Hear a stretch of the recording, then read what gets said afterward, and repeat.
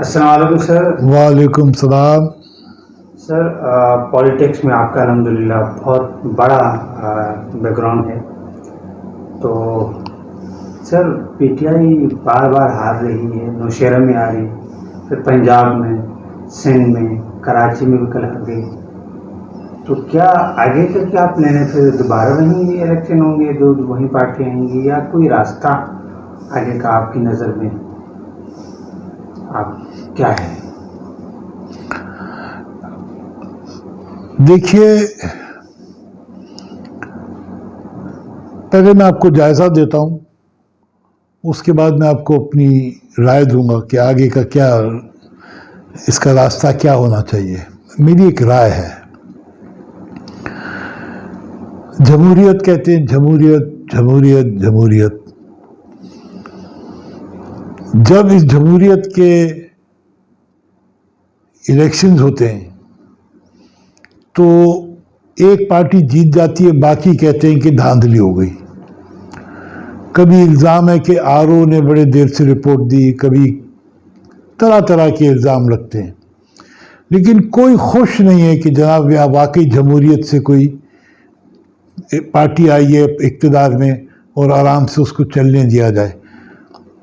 اور جب وہ پارٹی اقتدار میں آتی ہے تو اس کی پھر رسا کشی شروع ہو جاتی ہے. پھر وہ ٹائم 5 سال جو اس نے کام کرنا ہوتا ہے، وہ 5 سال یہ لگاتے ہیں کہ کسی طرح اس کو گرا دیا جائے، اس حکومت کو. یہ ہمارا پیٹرن ہے. تو وہ حکومت اپنی حکومت بچانے میں لگ جاتی ہے اور ملک کا کام نہیں ہوتا ہے. تو اس طرح تو ملک تباہ ہو گیا ہمارا. تباہ ہوتا نہیں جا رہا، تباہ ہو گیا. ہماری اکانومی تباہ ہو گئی ہے، ہمارا انفراسٹرکچر تباہ ہو گیا ہے. ملک میں روڈوں کا نظام نہیں ہے. ہر جدھر آپ دیکھو وہاں مسئلے کھڑے ہوئے، کیونکہ کسی حکومت کو کام کرنے دیا ہی نہیں جاتا ہے. وہ پاور میں آتی ہے، کہتے ہیں دھاندلی سے اس کو نیچے لاؤ. تو میری ناقص رائے یہ ہے کہ جناب یہ جمہوریت جو ہے، یہ اول تو جمہوریت نہیں ہے. دوسری بات کہ اس قسم کی جمہوریت سے یہ ملک تباہ ہو گیا ہے اور مزید تباہی کی طرف جا رہا ہے. اس کا آگے حل کیا ہے؟ اس کا میرے رائے میں یہ حل ہے کہ پارلیمانی نظام اس ملک میں نہیں چل سکتا. آپ کو اس ملک میں صدارتی نظام لانا پڑے گا. اب وہ کیسے لانا پڑے گا؟ دیکھیے، یہ ملک بچانے کا مسئلہ ہے. اس کے اندر ملک ہے تو آپ کا آئین ہے. اگر ملک نہیں ہے تو آپ کا آئین کو آپ کیا کرو گے؟ لہذا آئین میں ایسی ترمیم کی جائے جس سے یہ ملک سنور جائے، سنبھل جائے.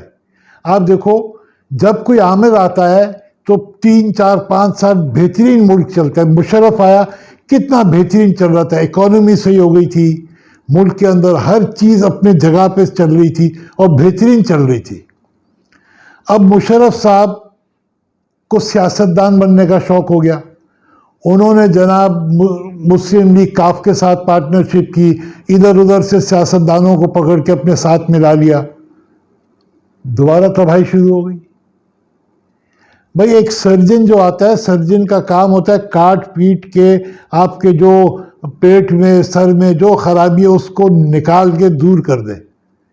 جب سرجن آ کے فزیشین بن جاتا ہے اور کہتا ہے کہ اگلے 15 سال، اگلے 10 سال تک میں گولیاں دے دے کے اس کو چلاؤں گا نظام کو، تو وہ پھر یہی ہوتا ہے جو پھر مشرف صاحب کی گورنمنٹ اینڈ میں کیسی ہو گئی تھی. تو میری رائے میں صدارتی نظام ہونا چاہیے. اس صدارتی نظام کے اندر آپ اسمبلی ہوگی، نیشنل اسمبلی بھی ہوگی، صوبائی اسمبلیاں بھی ہوں گی، لیکن یہ صرف قانون سازی کریں گے. آپ کو ایم این اے کو وزیر بنانے کی آپ پہ پابندی نہیں ہونی چاہیے صدارتی نظام میں. آپ ٹیکنوکریٹ میں آئیں.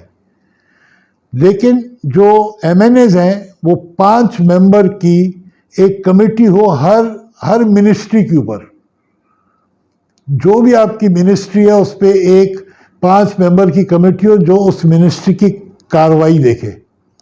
अगर मिनिस्टर साहब ने कोई ऐसी इकदामात लाए जो कमेटी के समझ में नहीं आ रही है, कमेटी को दोबारा भेज दे और कह के से आप सही करके भेजें। 3 दफ़ा भेजे नहीं हो, उसके बाद आप सुप्रीम जुडिशल काउंसिल में जाएं।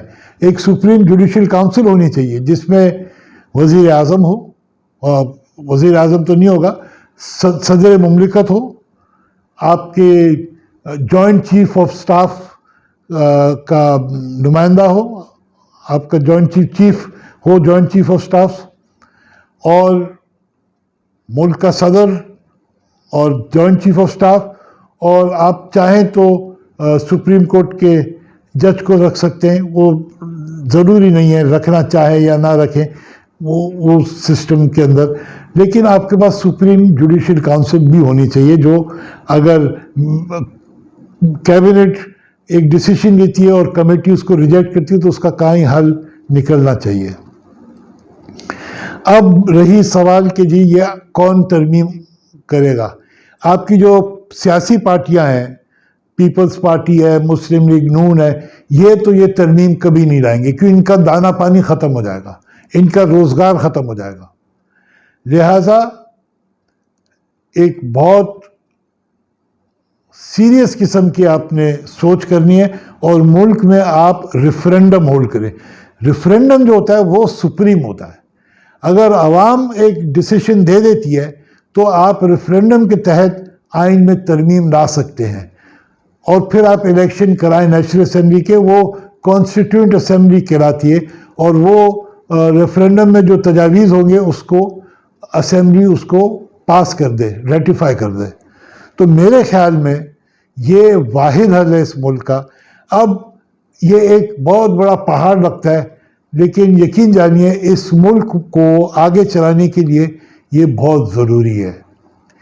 सुप्रीम कोर्ट ऑन बोर्ड होना चाहिए, आपकी आर्मी ऑन बोर्ड होनी चाहिए, और आपके जो मौजूदा निज़ाम है, जो आपका सदर, वो ऑन बोर्ड आपके होगा, तो ये चीज़ें आप कर सकते हैं। रेफरेंडम के ज़रिए आप आइन में तरमीम ला सकते हैं। हल इस मुल्क का यही है, बजाय इसके कि एक मिलिट्री डिक्टेटर आके सदारती निज़ाम चलाए। आप इलेक्ट करें प्रेसिडेंट को, प्रेसिडेंट की इलेक्शन उसके भी तरीके हैं। कोई कहेगा कि साहब पंजाब सबसे बड़ा सूबा है, अगर उसने प्रेसिडेंट आ गया तो बाकी सूबे नहीं, उसका एक निज़ाम है, तरीका है, वो उसका हल हो जाएगा, वो कोई मसला नहीं है। लेकिन आप ये इरादा तो करें, ये निज़ाम बदलना पड़ेगा आपको। जिस तक भी ये मेरी आवाज़ जा रही है वो इस चीज़ को जहन नशीन कर लें कि मुल्क बचाने का यही तरीका है। किसी को अगर मज़ीद इसके अंदर सोच विचार करनी है, कोई मज़ीद सवालात हैं उनके उठ रहे हैं, तो मुझसे रब्ता करें। जो कुछ मेरी राय है, जो कुछ मेरी समझ में बात आती है, मैं उन तक ज़रूर दूंगा अपने मुल्क के खातिर। मज़ीद वीडियोस के लिए मेरे YouTube channel Gabol on politics को विज़िट करें।